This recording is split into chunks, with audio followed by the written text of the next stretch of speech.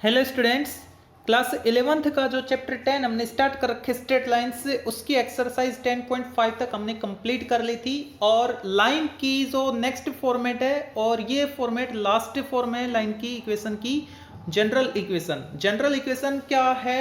आपने 10th class में linear equation in two variables पढ़ा था, तो उसकी जो स्टैंडर्ड फॉर्म थी ax plus B Y plus सी इक्वल 0, वो इक्वेशन ही क्या है?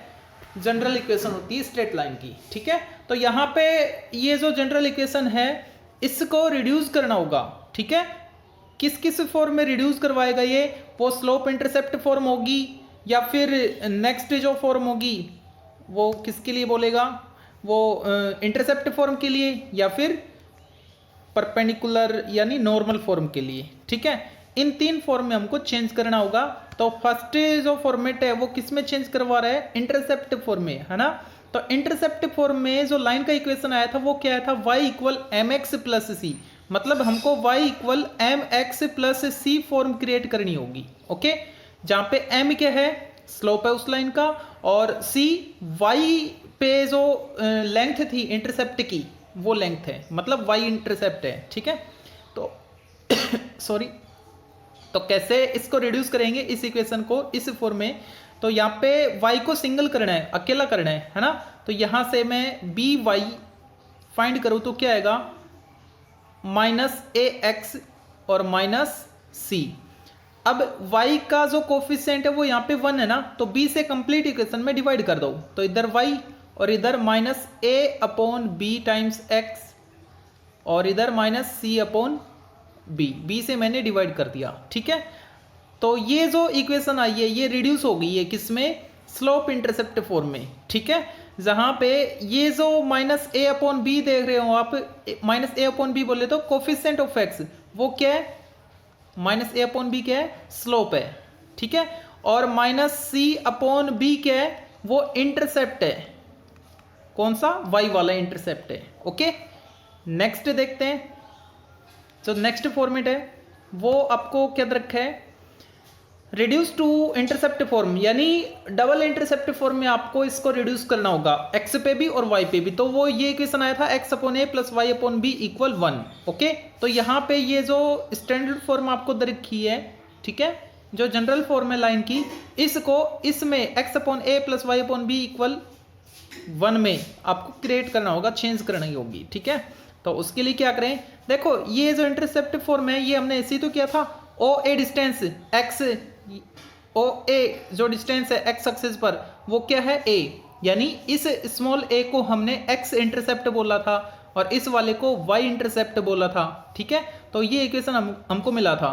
यहाँ पे एक्स और वाई के साथ साथ आरएचएस में भी आप देख रहे होंगे इक्वल 1 है, तो इस कांस्टेंट को 1 बनाओ पहले। तो उससे पहले ये जो a x plus B y है, ये प्लस सी को ट्रांसफर कर दो। A x plus B y equal minus c. अब माइनस सी से डिवाइड कर दो। A x upon minus c plus B y upon minus c equal minus c upon minus c 1, यानी R H S में तो 1 आ गया। लेकिन यहाँ पे जो एक्स है ना, वो यहाँ पे देखो सिंगल है। ठीक है, यानी इस ए को भी हटाना है और बी को भी हटाना है। अपॉन में कुछ भी आए तो इस ए को हटाकर मैं इस फॉर्म में लिख लूँ माइनस सी अपॉन ए। ऐसे इसको y upon minus c upon B equal 1। ठीक है, तो ये जो आप देख रहे होंगे माइनस सी अपॉन ए, ये तो है x इंटरसेप्ट, और ये माइनस सी अपॉन बी ये क्या है? y इंटरसेप्ट है। ठीक है, लेकिन हम इनको सोल्व करेंगे, इस टाइप की क्वेश्चंस को सोल्व करेंगे। तो अगर मेरे को मान लो x इंटरसेप्ट फॉर्म निकालनी है ना, तो x इंटरसेप्ट का मतलब क्या है? कि ये जो लाइन है ये x एक्सिस को कहीं ना कहीं टच करेगी, कट करेगी। तो उस पॉइंट के कोऑर्डिनेट में y कोऑर्डिनेट तो 0 होगा, यानी y इक्वल, अगर मैं 0 पुट करूं गिवन इक्वेशन में, फिर से सुन लो, अगर गिवन इक्वेशन में मैं y इक्वल 0 पुट करूं तो मेरे को x इंटरसेप्ट मिलेगा, यानी a की वैल्यू मिलेगी। ठीक है, और अगर मैं इसकी बात करूं, b की वैल्यू फाइंड करना चाहूं तो वो कैसे आएगी? क्योंकि ये जो लाइन है ये y एक्सिस को भी कट कर रही है ना। अगर y एक्सिस को कट कर रही है तो उस पॉइंट पर x कोऑर्डिनेट 0 होगा, यानी x इक्वल मैं 0 करूं, ठीक है, तो मेरे को y इंटरसेप्ट मिलेगा। कौन सा? वाई इंटरसेप्ट मिलेगा। तो ध्यान रखना एक्स इंटरसेप्ट कब आएगा, जब मैं वाई इक्वल 0 पुट करूंगा, और वाई इंटरसेप्ट कब मिलेगा, जब मैं एक्स इक्वल 0 पुट करूंगा। ठीक है, यानी ए की वैल्यू कब आएगी, जब मैं वाई इक्वल 0 पुट करूंगा, और बी की वैल्यू कब आएगी, जब मैं एक्स इक्वल 0 पुट करूंगा। ठीक है, नेक्स्ट देखते हैं थर्ड फॉर्मेट। ये कह रहा है A x plus B Y plus C, जो कि जनरल इक्वेशन है लाइन का, इसको नॉर्मल फॉर्म में यानी x cos theta plus y sine theta equal p form में आपको कन्वर्ट करना है, रिड्यूस करना है। ठीक है, तो उसके लिए क्या करना होगा आपको, ये जो इक्वेशन दे रखा है A x plus B Y plus C equal 0, ठीक है, तो इस कंप्लीट इक्वेशन में आपको डिवाइड करना है किससे, root coefficient of X square plus coefficient of Y square से। ठीक है, सेपरेट करो, यानी A upon root A square plus B square into X plus B upon root A square plus B square into Y, और ये इधर आएगा तो माइनस सी हो जाएगा, है ना। उसको मैंने प्लस सी लिखा है, क्यों लिखा है, क्योंकि आप कंपेयर किससे कर रहे हो, नॉर्मल फॉर्म से कर रहे हो ना, तो वहां पे जो पी होता है वो तो परपेंडिकुलर डिस्टेंस थी, लाइन की ओरिजिन से परपेंडिकुलर डिस्टेंस थी, लेकिन डिस्टेंस तो नेगेटिव होती नहीं है, तो डिस्टेंस हमेशा पॉजिटिव रहेगी, इसलिए मैंने इसको पॉजिटिव लिखा है। ओके, तो यहाँ पे आप इससे कंपेयर करोगे तो जो कोस थीटा है वो क्या आ रहा है, कोफिशिएंट ऑफ एक्स है ना कोस थीटा, यानी A upon root A square plus B square, और साइन थीटा क्या आ रहा है, coefficient of Y B upon root A square plus B square. ठीक है, और perpendicular distance P C upon root A square plus B square. आपको किस टाइप से क्वेश्चन पूछा जा सकता है, या तो डायरेक्ट इसको रिड्यूस करवाएगा इस टाइप के क्वेश्चन को इस फॉर्म में, नॉर्मल फॉर्म में। ठीक है, तो आपको root A square plus B square से कंप्लीट में डिवाइड करना है। ओके, या फिर आपसे उस थीटा की वैल्यू पूछ सकता है जो परपेंडिकुलर था लाइन पर, जो कि ओरिजिन से परपेंडिकुलर था, वो एक्स एक्सिस की पॉजिटिव डायरेक्शन के साथ कितना एंगल बना रहा है, वो एंगल पूछ सकते हैं आपसे, थीटा या अल्फा जो भी है वो पूछ सकता है, और जो परपेंडिकुलर डिस्टेंस है वो आपसे पूछ सकता है। ठीक है, तो ये क्या है, कोस थीटा साइन थीटा, यहां से आप थीटा फाइंड कर लोगे। ठीक है, और परपेंडिकुलर डिस्टेंस ये है सी upon root A square plus B square, मतलब प्रोसेस वही है, आपको इससे डिवाइड करना है root A square plus B square से कंप्लीट इक्वेशन में। ओके, तो इसी पर बेस्ड जो एक्सरसाइज है 10.6 उसके क्वेश्चन से सोल्व करते हैं। देखते हैं फर्स्ट क्वेश्चन को। फर्स्ट क्वेश्चन में क्या बोला गया है, reduce the equation 2x plus 3y minus 6 equal 0। ये आपको स्टैंडर्ड फॉर्म में लाइन का इक्वेशन दे रखा है, मतलब जनरल फॉर्म में लाइन का इक्वेशन दे रखा है। फिर क्या कह रहा है, स्लोप पे फाइंड करनी है इंटरसेप्ट फॉर्म में, स्लोप इंटरसेप्ट फॉर्म में इक्वेशन को रिड्यूस करना है, सॉरी ये बोल रहे हैं, है ना। तो स्लोप इंटरसेप्ट फॉर्म बोले तो y equal M x plus सी फॉर्म, तो यहां से y वाली टर्म को अकेला कर लो, बाकी को ट्रांसफर कर दो, तो 6 माइनस 2x हो जाएगा। ठीक है, या फिर इसको ऐसे भी लिख सकते हैं माइनस 2x प्लस 6, एक ही बात है। फिर उसके बाद y equal M x plus सी फॉर्म थी ना, तो y को अकेला कर रखा है, मतलब 3 से डिवाइड कर दो, तो यहाँ पे y 3 से डिवाइड करो माइनस 2 अपॉन 3x, और 3 से इसमें डिवाइड करेंगे तो क्या आएगा 2। ठीक है, तो अब क्या कह रहा है, दूसरे इसने क्या पूछी है, दूसरी चीज फर्स्ट पार्ट में ही, इसकी स्लोप फाइंड करो। स्लोप क्या होती है, कोफिशिएंट ऑफ x, तो स्लोप क्या है यहाँ पे माइनस 2 अपॉन 3, और क्या कह रहा है y इंटरसेप्ट, तो ये क्या है, ये तो होता है y इंटरसेप्ट। ठीक है, y equal M x plus सी फॉर्म में जो c होता है वो y इंटरसेप्ट होता है, तो y इंटरसेप्ट क्या है 2 है।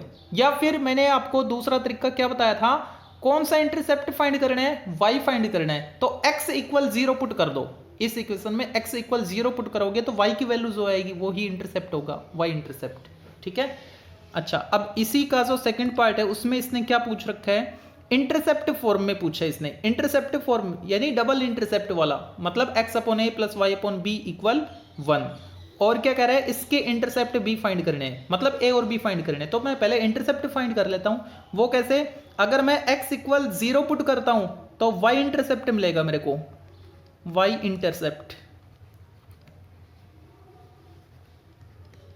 क्या आएगा, y intercept x equal 0 put कर दो इसमें, तो ये 0 हो गया, और इधर आएगा 6/3 2, देखो वही आ गया, ठीक है। एक्स इंटरसेप्ट क्या आएगा, वाई इंटरसेप्ट को हम बी लिखते हैं ना, एक्स इंटरसेप्ट ए आएगा क्या, लेकिन एक्स इंटरसेप्ट कैसे फाइंड करें, जब y इक्वल 0 पुट करोगे तो y को 0 करो, खत्म कहानी इसकी। ये इधर आया +6/2 3, ठीक है, a आ गया b आ गया। तो अब इंटरसेप्ट फॉर्मल लाइन का इक्वेशन क्या था, x/a प्लस y/b इक्वल 1। ये जो इक्वेशन है ये इंटरसेप्ट फॉर्मल लाइन का इक्वेशन है। नेक्स्ट देखते हैं जो सेकंड क्वेश्चन इसका, उसको देखते हैं। अब सेकंड में आपको जनरल इक्वेशन क्या रखे लाइन का, 3x - 4y + 10 = 0, ठीक है। फिर क्या कह रहा है, इसकी स्लोप फाइंड करनी है और एक्स वाई इंटरसेप्ट फाइंड करने हैं। तो स्लोप कैसे फाइंड करें, y = mx + c फॉर्म में इसको कन्वर्ट करेंगे, वहां से स्लोप मिल जाएगा। तो ये -4y इधर आएगा तो प्लस हो जाएगा 4y, इधर क्या बचा रह गया, 3x + 10 बचा रह गया, ठीक है। अब 4 से कंप्लीट इक्वेशन को डिवाइड कर दो, यानी 3/4x + 10/4, ओके। इसको थोड़ा तमीज से लिख दो, y = 3/4x और ये 2 से कैंसिल हो गया 5/2। तो यहाँ पे x का जो कोफिशिएंट है वो ही तो स्लोप है, तो स्लोप कितनी आ गई है, 3/4, ठीक है, फर्स्ट हो गया। अब सेकंड में क्या बोल रखा है इसने, एक्स वाई इंटरसेप्ट। तो ये क्या है, ये तो वाई इंटरसेप्ट है, क्योंकि y = mx + c फॉर्म में जो c होता है वो वाई इंटरसेप्ट होता है। तो y की वैल्यू आपको मिल गई है। या फिर मैंने आपको बताया था x = 0 पुट करोगे तो y इंटरसेप्ट आएगा, y = 0 पुट करोगे इक्वेशन में तो x इंटरसेप्ट आपको मिलेगा। तो मैं x इंटरसेप्ट निकाल रहा हूं, मतलब a की वैल्यू निकाल रहा हूं। a की वैल्यू कब आएगी, जब मैं y = 0 पुट करूंगा। तो y को 0 पुट करूं तो क्या आएगा, -10/3। तो a की वैल्यू आ गई -10/3, ठीक है। और b की वैल्यू कब आएगी, b बोले तो y इंटरसेप्ट कब मिलेगा, जब मैं इस जनरल इक्वेशन में x = 0 पुट करूंगा। तो इसको मैंने 0 किया, क्या बचा, 4y = 10 सोल्व किया तो 5/2, ठीक है। तो ये आ गया y इंटरसेप्ट, ओके। नेक्स्ट देखते हैं, अब जो थर्ड क्वेश्चन है उसको देखते हैं। Question number third, reduce the equation √3x + y + 1 = 0 to the form of y = mx + c, okay. तो y = mx + c में क्रिएट करो इसको, y = -√3x - 1, y को एज इट इज लिखा, बाकी को ट्रांसफर कर दिया, ओके। फिर क्या कह रहा है, and hence find the slope. Slope क्या है यहाँ पे, कोफिशिएंट ऑफ x बोले तो -√3, ठीक है। फिर क्या कह रहा है, इंटरसेप्ट ऑन y एक्सिस पे इंटरसेप्ट क्या है, b की वैल्यू -1, क्योंकि y = mx + c फॉर्म में जो c होता है वो y इंटरसेप्ट होता है। तो y इंटरसेप्ट बोले तो b, वो क्या यहाँ पे -1 है, ठीक है, यहां तक बिल्कुल ठीक है। अच्छा, अब आगे देखो, आगे क्या कह रहा है ये, and the inclination to the x axis, यानी x एक्सिस के साथ ये लाइन कितने डिग्री एंगल पे झुकी हुई है, ठीक है, वो थीटा आपको फाइंड करना है। और वो कहां से मिलेगा, स्लोप से। स्लोप क्या होती है, tan थीटा, ठीक है। और वो कितना है, -√3 आपको मिल रहा है ना। अब यहां से आपको थीटा फाइंड करना है, tan थीटा इक्वल माइनस पड़ा रहने दो, √3 tan में कितने पे, 60 पे, ओके। अब थीटा फाइंड करना है, तो इस माइनस को पहले सेटल करो, tan theta as it is, इसको क्या लिखें, tan 180 - 60 लिख सकते हैं। tan पाई - थीटा -tan थीटा होता है, ठीक है। अब tan से tan कट गया, नहीं हट गया, काटना नहीं है, हटाना है। तो यहाँ पे क्या बचा, थीटा। अब इनको माइनस कर लो, डिग्री में ये दोनों, ठीक है। 180 - 60 120 डिग्री, ये इसका सॉल्यूशन। नेक्स्ट जो है फोर्थ क्वेश्चन, उसको करते हैं। अरे पेज नहीं है। तो फोर्थ क्वेश्चन में आपको ये इक्वेशन रखा है और इसके बारे में क्या बोल रखा है कि इसको इंटरसेप्ट फॉर्म में कन्वर्ट करो, मतलब x/a + y/b = 1 वाली फॉर्म में। और क्या कह रहा है, इंटरसेप्ट भी फाइंड करने हैं। अगर मेरे को इंटरसेप्ट मिल जाएंगे तो ए और बी की वैल्यू मैं वहां पे पुट कर दूंगा, एक्स अपॉन ए plus Y upon B equal 1 equation में, ठीक है। तो वो इक्वेशन मेरे को मिल जाएगा, लाइन का इक्वेशन। लेकिन इसमें मेन चीज क्या है, इसमें ए और बी फाइंड करना हमारा टारगेट रहेगा, है ना।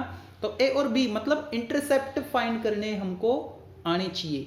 तो वो दोनों इंटरसेप्ट, ए बोले तो एक्स इंटरसेप्ट और वाई बोले तो सॉरी बी बोले तो वाई इंटरसेप्ट कैसे फाइंड करें। पहले मैं ए की वैल्यू फाइंड करके बता रहा हूँ। ए क्या होता है, एक्स इंटरसेप्ट ना, और वो कब मिलेगा, जब इस इक्वेशन में मैं y इक्वल 0 पुट करूंगा, ठीक है। तो क्या मिलेगा, x की वैल्यू क्या आएगी, अगर मैं इसको 0 करता हूं तो ये तो 0 हो गया, -3/2, ठीक है। लिख लो हिंट के लिए, याद रहे, put x equal 0 sorry y equal 0। ए इंटरसेप्ट के लिए मतलब x इंटरसेप्ट के लिए या फिर a की वैल्यू के लिए y को आपको 0 करना है, तो आपको a की वैल्यू मिलेगी। b की वैल्यू कब मिलेगी, जब आप क्या पुट करोगे, x इक्वल 0 पुट करोगे, ठीक है। रीजन मैंने बता दिया था ये 0 पुट क्यों करते हैं। b इक्वल क्या आएगा, जब x इक्वल 0 पुट करोगे तो 3/7, ठीक है। अच्छा यहाँ पे 2 आएगा ना, ये 2 अपॉन में आया था, इसके 4 नहीं 2 था ये, सॉरी। ए की वैल्यू आ गई है, बी की वैल्यू आ गई है, मतलब इंटरसेप्ट आपको मिल चुके हैं। अब इक्वेशन आपको लिखना है, तो क्या था, x अपॉन ए यानी -3/2 plus y upon b, b क्या है यहाँ पे 3/7 इक्वल 1, ये वो इक्वेशन होगा। जो क्वेश्चन नंबर 5 है, इसमें इसने बोल रखा है reduce the following equation two the normal form and hence find p, और p क्या है, length of perpendicular from the origin. ये आपको लाइन दे रखी है, ठीक है। अब ये कह रहा है कि इसको किस फॉर्म में कन्वर्ट करवा रहा है, नॉर्मल फॉर्म में। तो उसके लिए क्या करते थे, √a² + b² से कंप्लीट इक्वेशन में डिवाइड, जहाँ पे a और b क्या थे, x और y के कोफिशिएंट थे, ठीक है। तो यहाँ से a की वैल्यू क्या मिल रही है मेरे को 1, और b की वैल्यू क्या मिल रही है, कोफिशिएंट ऑफ y 2। तो कंप्लीट इक्वेशन को आप डिवाइड कर दो। अच्छा ये जो -1 है ना, इसको मैं इधर ट्रांसफर कर देता हूँ, ठीक है। इसमें डिवाइड करना है किससे, √a² + b² से। इधर क्या है तो इधर भी करेंगे ना, √a² + b², ठीक है। a की वैल्यू है, b की वैल्यू आपके पास, तो यहां भी मैं सेपरेट डिवाइड कर देता हूं, x अपॉन √a² + b², यानी रूट के अंदर 1² + 2², ठीक है। ऐसे ही यहाँ पे 2y अपॉन √1 + 4, और इधर 1 अपॉन √1 + 4। अब इसको थोड़ा तमीज से लिख दो, x अपॉन √5, ठीक है, प्लस 2 अपॉन √5y इक्वल यहाँ पे क्या 1 अपॉन √5। अच्छा अब इसने पूछा क्या क्या था, एक तो ये इक्वेशन ही पूछा था, ठीक है। दूसरी p की वैल्यू पूछी है, p क्या है, परपेंडिकुलर डिस्टेंस, वो क्या होती है, ये वाली, ठीक है। यही तो थी ना, ax plus sorry x cos alpha plus y sin alpha equal p, okay. तो यहाँ पे ये तो 1 अपॉन √5 cos अल्फा और 1 अपॉन √5 sin अल्फा, और बचा ये 1 अपॉन √5, ये क्या है, परपेंडिकुलर डिस्टेंस होती है। तो p की वैल्यू क्या है यहाँ पे 1 अपॉन √5, ठीक है। ये इक्वेशन और ये p की वैल्यू हमको फाइंड करनी थी। अब देखते हैं इसका सेकंड पार्ट। सेकंड पार्ट में आपको इक्वेशन रखे इसने 5x + 12y + 26 इक्वल 0, ठीक है। तो कंप्लीट इक्वेशन में पहले a और b की वैल्यू फाइंड करो। a की वैल्यू 5 है, b की वैल्यू क्या है 12 है, ठीक है। तो √a² + b² क्या आएगा, 25 + 144 यानी 169, 12 आएगा तो 13, ठीक है। तो √a² + b² क्या आ गया, 13 आ गया, यानी कंप्लीट इक्वेशन में आपको फिर 13 से डिवाइड करना होगा, ठीक है। यहाँ भी 12 अपॉन 13y, और इधर भी 26 अपॉन 13 इक्वल 0 अपॉन 13 0, ठीक है। अब इसको थोड़ा तमीज से लिख लो, 5 upon 13x plus 12 upon 13y, ये +2 है, इधर आएगा तो -2, लेकिन इधर तो डिस्टेंस होती है, वो तो नेगेटिव होती नहीं है, तो इसको मोड के अंदर लो, ओके। तो ये क्या आ गया, ये इक्वेशन एज इट इज, और ये +2। तो परपेंडिकुलर डिस्टेंस क्या है 2, इक्वेशन क्या है ये वाला, ठीक है। नेक्स्ट देखते हैं, जो थर्ड है 5th का, उसको थर्ड में आपको इक्वेशन क्या रखा है, एक्स प्लस वाई इक्वल √2, ठीक है। यहाँ पे ए की वैल्यू क्या है 1 कोफिशिएंट ऑफ एक्स, बी की वैल्यू क्या है कोफिशिएंट ऑफ वाई वो भी 1 है। √a² प्लस b² क्या आएगा √1 + 1 यानी √2, ठीक है। अब कंप्लीट इक्वेशन में √2 से डिवाइड कर दो, x upon √2 plus y upon √2 equal √2 upon √2 1, ठीक है। अच्छा, चाहो तो आप इसको साइन कोस में चेंज कर सकते हो क्योंकि आपको ये वैल्यू पता है 1 अपॉन √2 45 पे आती है, ये भी 45 पे, ठीक है। तो लिख लो, क्यों पिछले क्वेश्चन में क्यों नहीं लिखा, ये वाला क्वेश्चन था इसमें और ये वाला क्वेश्चन था कौन सा, ये वाला इसमें, क्योंकि इसमें 1 अपॉन √5 2 अपॉन √5 जो टेबल थी हमारे पास एक्यूट एंगल की, उसमें फिक्स एंगल पे मेजरमेंट नहीं मिल रही थी, ठीक है, इसलिए इसको इसी फॉर्म में छोड़ दिया था। लेकिन मेरे को पता है 1 अपॉन √2 45 पे आते हैं साइन और कोस में, तो इनको 45 वाले एंगल में लिख लेंगे, ठीक है। तो क्या लिखेंगे इसको, x as it is, x का जो कोफिशिएंट है वो कोस में आता है यानी कोस 45 डिग्री, और इसको y साइन 45 डिग्री इक्वल 1। तो यहाँ पे परपेंडिकुलर डिस्टेंस क्या है 1 है, ठीक है। तो ये क्वेश्चन कंप्लीट होते हैं। नेक्स्ट देखते हैं 6th। नेक्स्ट जो क्वेश्चन है क्वेश्चन नंबर 6, इसको देखते हैं। इसने क्या बोल रखा है, reduce the equation x minus √3y plus 2 equal 0 to the normal form. इसको नॉर्मल फॉर्म में कन्वर्ट करना है, ठीक है। फिर क्या कह रहा है, अल्फा और पी की वैल्यू फाइंड करनी है। अल्फा यहाँ पे, अल्फा का मतलब है वो एंगल थीटा जो परपेंडिकुलर उसके एक्स एक्सिस के पॉजिटिव डायरेक्शन के साथ जो एंगल बना रहा था ना, उसकी वैल्यू फाइंड करनी है, और वो जो परपेंडिकुलर आया था पी उसको भी फाइंड करना है, ठीक है। तो नॉर्मल फॉर्म के लिए क्या कर रहे थे, सबसे पहले इस इक्वेशन से ए और बी की वैल्यू फाइंड कर लो। ए क्या है कोफिशिएंट ऑफ एक्स 1, बी क्या है कोफिशिएंट ऑफ वाई माइनस √3, ठीक है। अब a² प्लस b² निकालो, रूट के अंदर क्या आएगा 1² 1 प्लस 3, तमी से लिखोगे तो 2 आएगा, है ना। अब ये जो 2 आया इससे कंप्लीट इक्वेशन में डिवाइड कर दो, सेपरेट डिवाइड कर रहा हूं मैं, x/2 minus √3 upon 2y plus 2/2 1 equal 0। लेकिन मेरे को परपेंडिकुलर डिस्टेंस निकालनी है, वो तो ये वाली तो है कांस्टेंट वाली, ठीक है। तो ये तो पॉजिटिव होनी चाहिए, ये तो ऑलरेडी पॉजिटिव है, तो इनको ट्रांसफर करता हूँ राइट साइड। तो इसको सिंप्लीफाई करके लिखें, मतलब राइट साइड ट्रांसफर करके लिखे तो क्या आएगा -1/2x, और ये प्लस हो जाएगा √3 अपॉन 2y इक्वल, अब ये 1 पॉजिटिव वहीं की वहीं रह गया, ठीक है। तो मेरे को परपेंडिकुलर डिस्टेंस p की वैल्यू मिल गई है 1, ठीक है। अल्फा फाइंड करना है। अल्फा कैसे फाइंड करें, तो अल्फा के लिए क्या करना होगा आपको, यहां से x का कोफिशिएंट कोस अल्फा रिजल्ट देगा, y का कोफिशिएंट साइन अल्फा, ठीक है। तो यहां से कोस अल्फा क्या मिल रहा है -1/2, और साइन अल्फा क्या मिल रहा है √3 अपॉन 2। अभी थोड़ी देर के लिए आप माइनस को भूल जाओ, कोस में 1/2 और साइन में √3/2 कितने पे आता है 60 पे आता है ना, यानी थीटा यहाँ पे 60 है। अब 60 कौन से क्वाड्रेंट में लेके जाएं, 90 प्लस करके लेके जाएं या 180 प्लस करके लेके जाएं, मतलब सेकंड में लेके जाएं, थर्ड में लेके जाएं, किस में लेके जाएंगे, तो वो डिपेंड करता है इनके साइन पर। यहाँ पे साइन पॉजिटिव है, कोस नेगेटिव है, तो साइन पॉजिटिव और कोस नेगेटिव कौन से सेकंड क्वाड्रेंट में होता है ना, तो सेकंड क्वाड्रेंट में आपको जाना होगा। और सेकंड क्वाड्रेंट में कैसे जाएं, या तो 180 माइनस थीटा करके या 90 प्लस थीटा करके। तो मैं 180 माइनस थीटा कर रहा हूँ, ठीक है। थीटा यहाँ पे मेरे को क्या मिला, एज्यूम किया मैंने, तो 60 आ रहा था ना, ठीक है। तो 60 को माइनस करना होगा 180 में से, तो अल्फा क्या आएगा 180 माइनस 60 120, ठीक है। अल्फा क्या है 120 डिग्री। अब उस लाइन का इक्वेशन क्या आएगा, x कोस अल्फा, ठीक है, x cos alpha 120 plus y sine alpha √3, sorry y sine alpha, alpha क्या है, अल्फा ही तो है ये 120 डिग्री, ओके, इक्वल p, और वो परपेंडिकुलर डिस्टेंस कितनी आई थी 1। ये नॉर्मल फॉर्म में लाइन का इक्वेशन आ गया, परपेंडिकुलर डिस्टेंस भी आ गई है, अल्फा की वैल्यू भी आ गई है, ओके। नेक्स्ट देखते हैं 7th।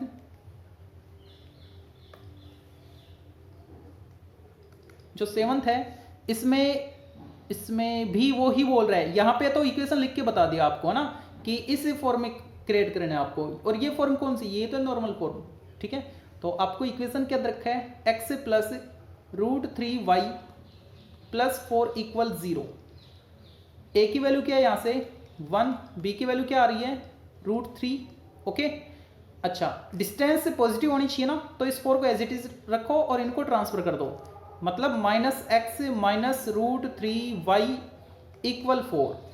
अब a² प्लस b² रूट के अंदर इसकी वैल्यू फाइंड कर लो, ठीक है, क्योंकि इससे डिवाइड करोगे ना आप, तो वो क्या आएगी 1 + 3 4 2 आ गई है, तो 2 से डिवाइड करो, -1/2x माइनस √3/2y, और जब आप इसमें 2 से डिवाइड करोगे तो क्या आएगा 2 ही बचेगा, ठीक है। तो परपेंडिकुलर डिस्टेंस p की वैल्यू तो आपको मिल चुकी है 2, यहाँ पे p क्या है 2 है, ठीक है।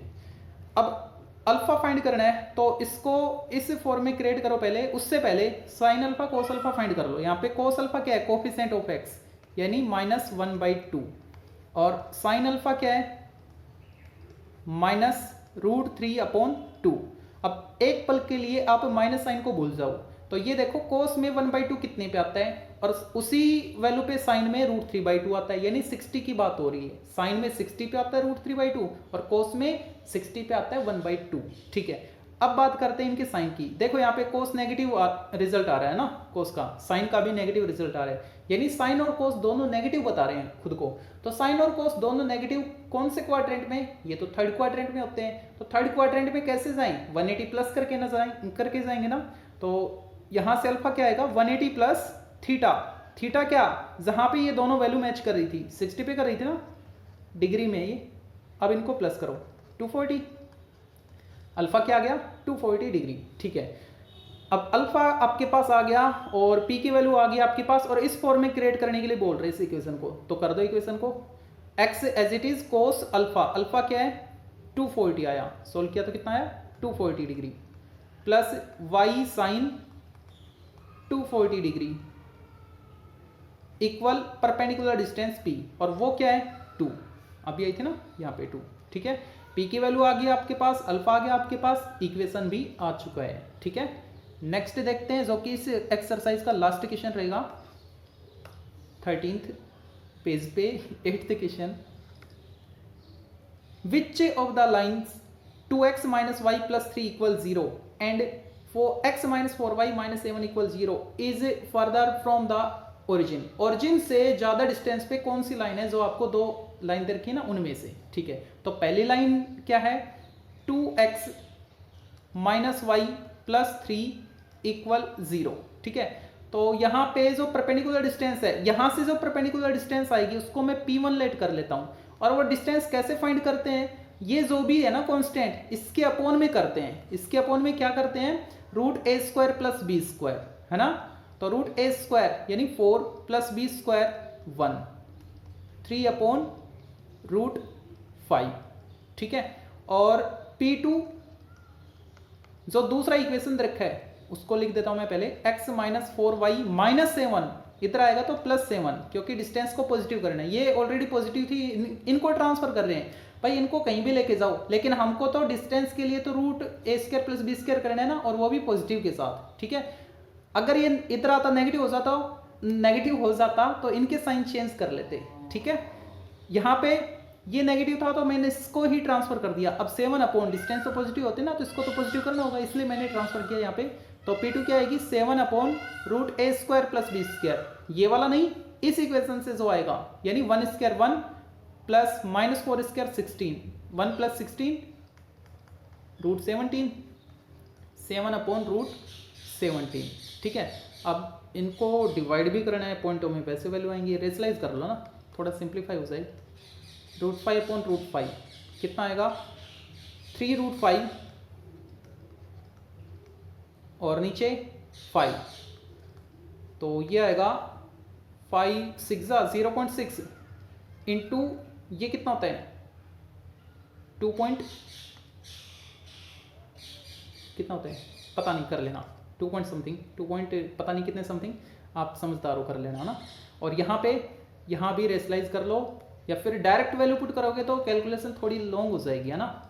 तो ये आएगा 7√17 और नीचे ओनली 17, ठीक है। अब इसको सोल्व करते रहना और देख लेना कौन सी डिस्टेंस ज़्यादा आ रही है, p1 ज़्यादा आ रही है या p2 ज़्यादा आ रही है। अगर p2 ज़्यादा आ रही है तो ये p2 वाला इक्वेशन, P1 ज़्यादा है तो P1 वाला इक्वेशन आपका आंसर होगा। ठीक है, बस खत्म।